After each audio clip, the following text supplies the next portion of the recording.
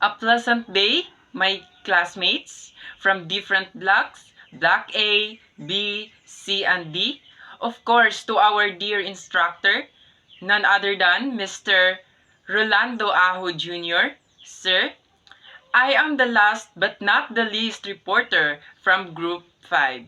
Allow me to introduce first myself.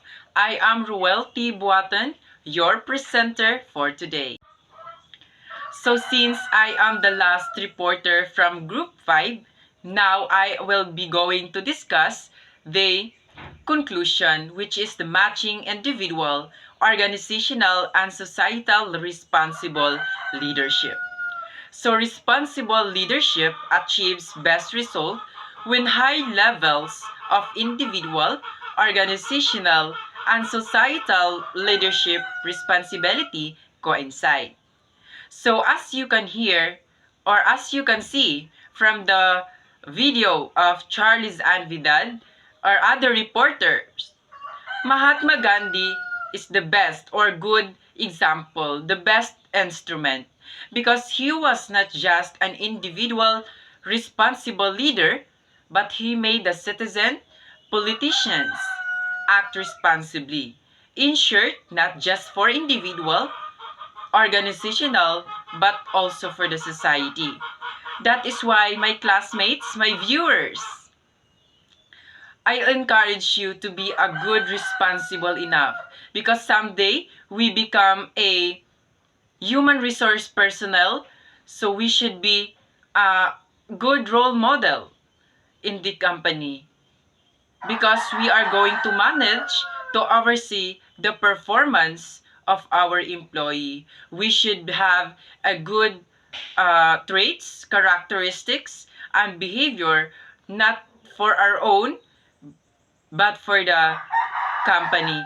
So we could bring it to the society.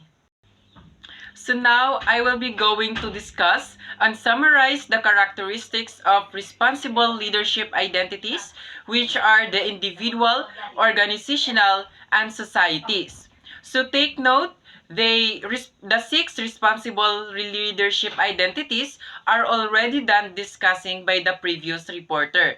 So now, let's begin with the value basis.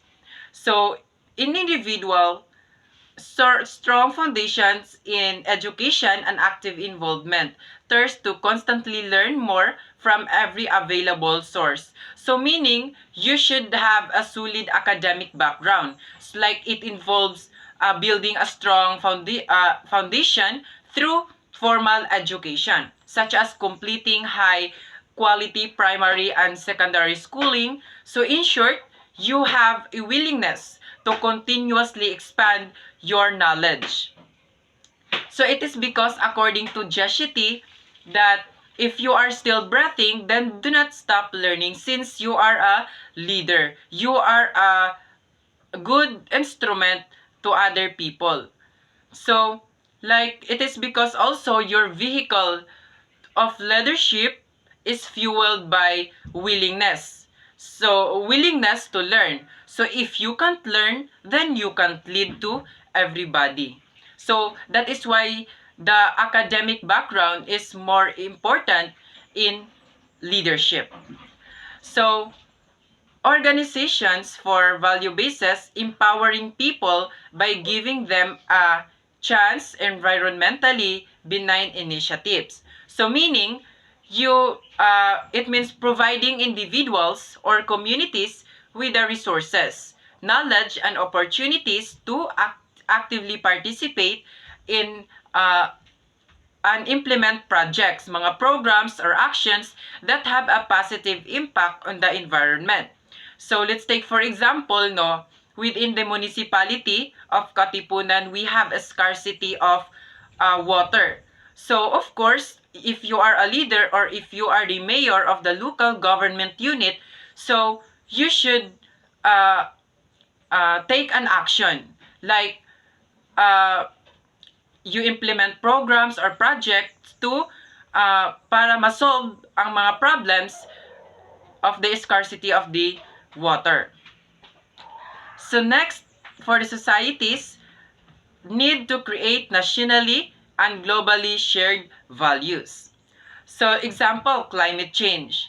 So we all know that climate change is one of the biggest problem here, not just national, but of course globally.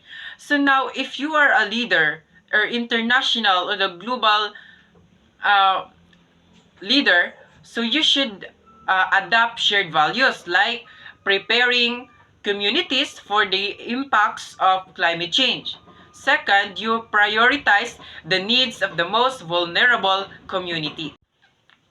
Next, we have self-image is equal to external image. So in individuals, of course, no, of self-image, strong responsible self-image challenged by irresponsible external images but stand strong. So of course, this reflects a person who has the self-awareness, confidence, and integrity to maintain their core values and identity, even in the face of external pressures or expectations.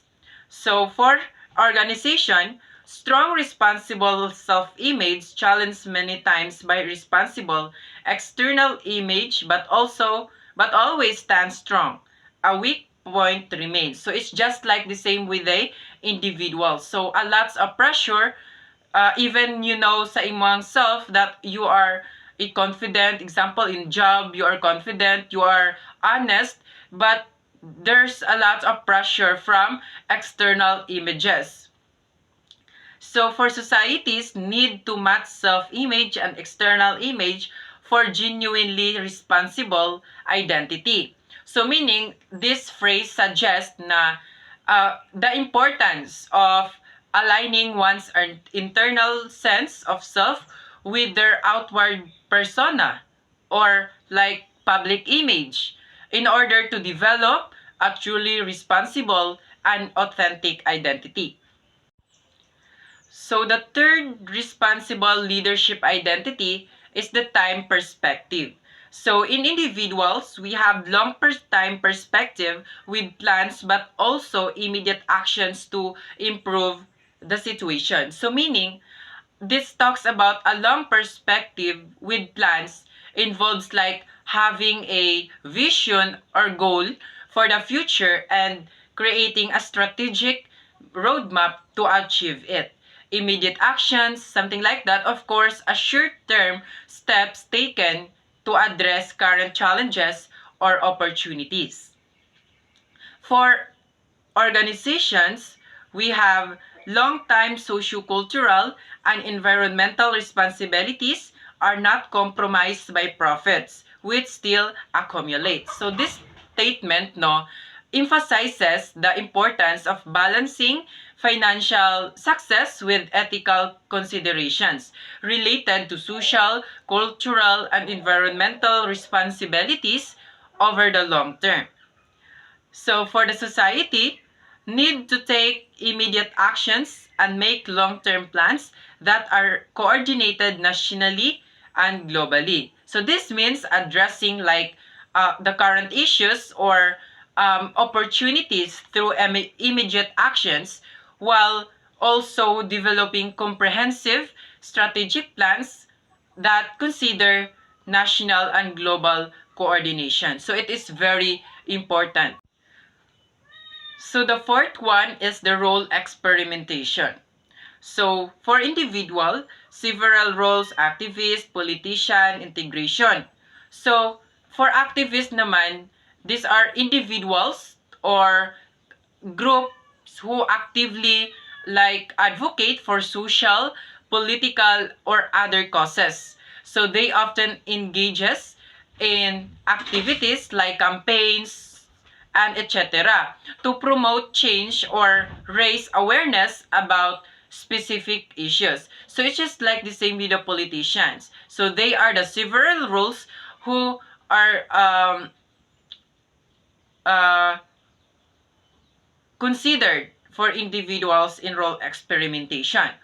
So for organizations, continuous inventing of creative new responsible initiatives. So this refers or talks about the ongoing process of developing innovative and ethical projects or programs that contribute positively to society, the environment, or other relevant areas. So a lot of example na that are related here in the phrase, but due to time, so you are all going to research that one.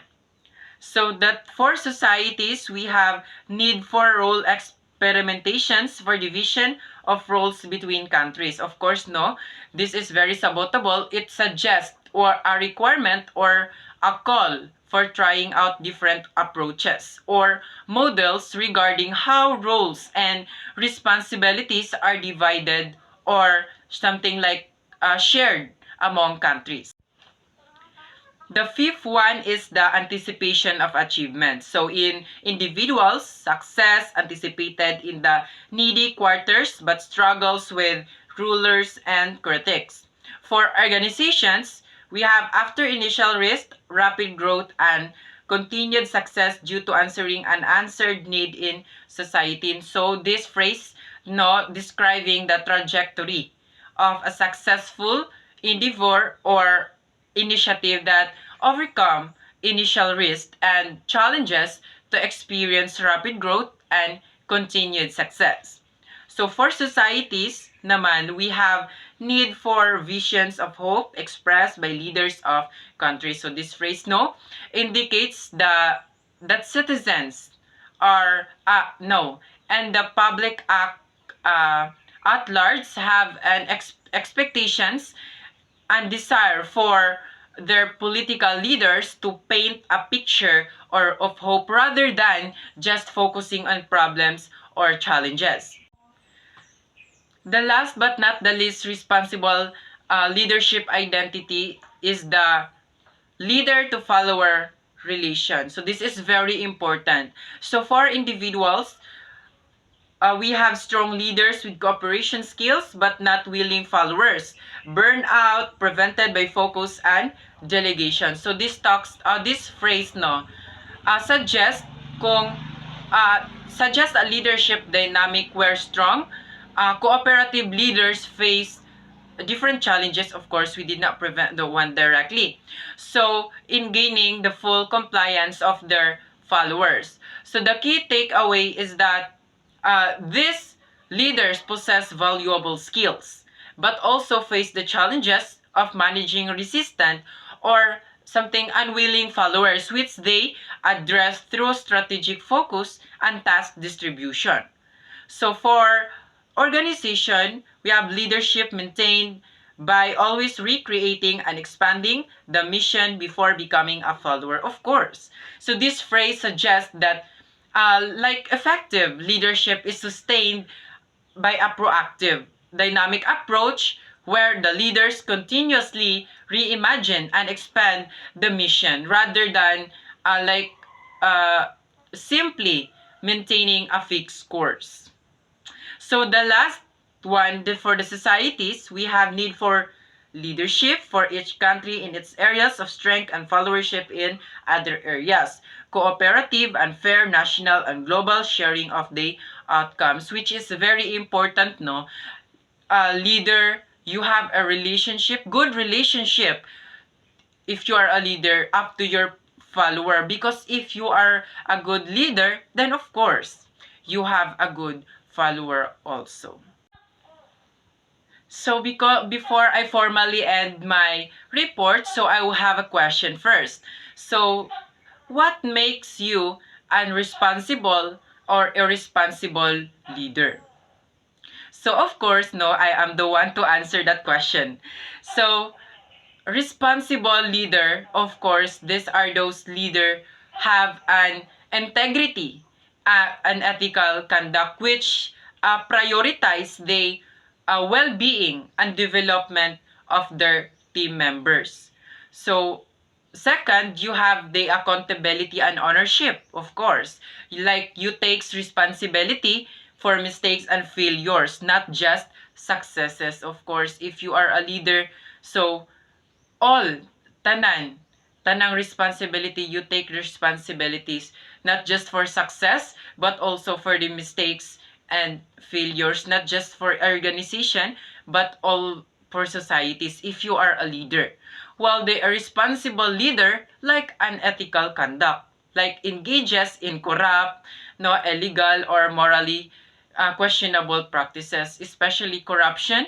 No, this is one of the problems here in the Philippines na maong we are not going to success, our country is not success because of corruption.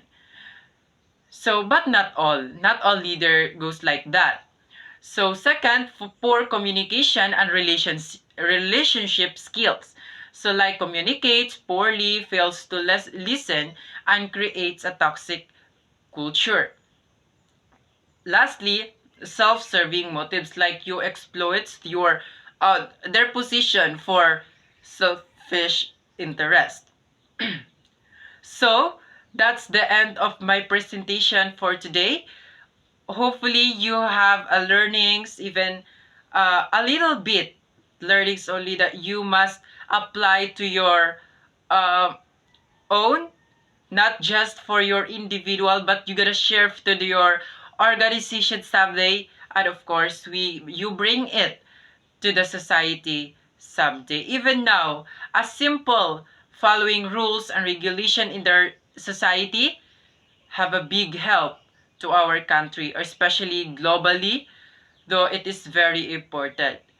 So, ladies and gentlemen, once again, good morning to everyone.